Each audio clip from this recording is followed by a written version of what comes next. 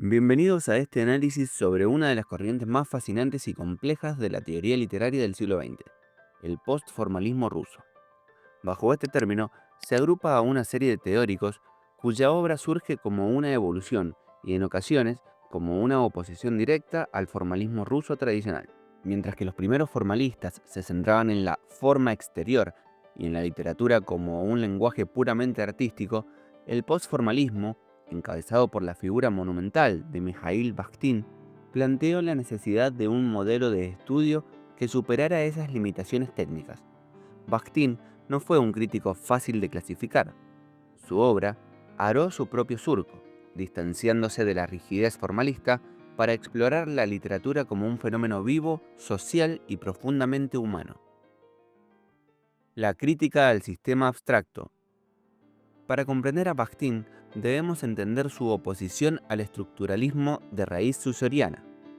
Mientras que la lingüística de la época se apoyaba en un concepto de lenguaje basado en un sistema abstracto y estático, al margen de los contextos del aula, Bakhtin propuso una lingüística de la palabra en su contexto. Para el postformalismo, el lenguaje no es un sistema de reglas muertas, sino un proceso. Bakhtin criticó los formalismos por reducir el texto literario y dividir la experiencia estética. Para él, la obra literaria es una totalidad fruto de una construcción estética que no puede separarse de la realidad social, pues las formas estéticas son, en última instancia, reflejo de hechos sociales. El principio dialógico y la alteridad. El concepto central de la filosofía bakhtiniana es el dialogismo. Bakhtin sostiene que la conciencia humana es dialógica por naturaleza. Nace y se desarrolla en la interacción constante con el discurso de la alteridad, es decir, de los demás. En la literatura, esto se traduce en que el discurso de los personajes posee un intenso dialogismo. Cada uno se expresa teniendo en cuenta las ideas y formas procedentes de otros. Para Bakhtin, el diálogo inconcluso es la única forma adecuada de expresión verbal de una vida humana auténtica. Esta apertura al mundo exterior y real es lo que define su enfoque, buscando en la literatura aquello que manifiesta el cambio, la parodia, la risa y la proximidad al vivir popular. Monofonía frente a polifonía. Una de las mayores aportaciones de Bakhtin es su análisis de la evolución de la voz narrativa, donde distingue dos grandes categorías. 1. Novelas monofónicas. Poseen un discurso monológico. Aquí, el narrador-autor uniforma con su propia voz la totalidad del discurso, como sucede en la épica antigua o en la novela realista tradicional. Y 2. Novelas polifónicas. Es el género plurilingüe por excelencia. En ellas cabe toda la diversidad de diálogos sociales, ideológicos y colectivos, con sus respectivos registros. Bakhtin identifica esta complejidad en autores como Rabelais, Cervantes y, especialmente, Dostoyevsky.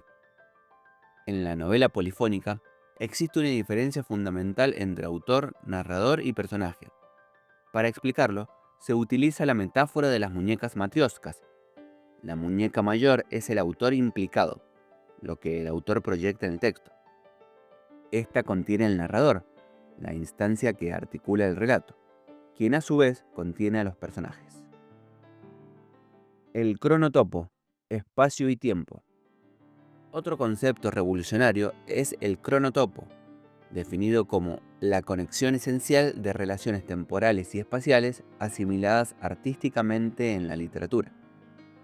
En el cronotopo, el tiempo se condensa y se hace visible, mientras que el espacio se intensifica y penetra en el movimiento del argumento y la historia. La novela concreta las ideas y conductas de los personajes, proyectándolas sobre estas coordenadas. Así, el cronotopo no es solo un escenario, sino que adquiere un valor simbólico y sémico, funcionando como una expresión de modos de ser y de actuar. El estudio de un texto debe fijarse en esta relación para comprender el significado profundo del conjunto de las acciones contadas. Géneros discursivos y el círculo de Bakhtin. Bakhtin también sistematizó la teoría de los géneros discursivos. entendiéndolos como tipos relativamente estables de enunciados que se elaboran en cada esfera del uso de la lengua.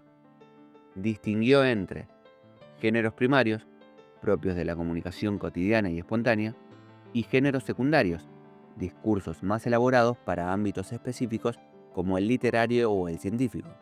Esta visión integral del lenguaje como comunicación social influyó notablemente en el llamado Círculo de Bakhtin, que incluía a teóricos como Pavel Medvedev y Valentín Voloshinov. Este grupo logró mantener la naturaleza literaria de la obra intacta, mientras establecía una conexión ineludible entre el lenguaje y la ideología, viendo al texto rodeado por esferas de valores económicos, políticos y sociológicos. Conclusión: el legado de la palabra viva. El postformalismo ruso de Bakhtin nos invita a leer la literatura no como un objeto cerrado, sino como un encuentro de voces. Su enfoque nos enseñó que la novela es el género capaz de recoger toda la experiencia humana en su diversidad y conflicto.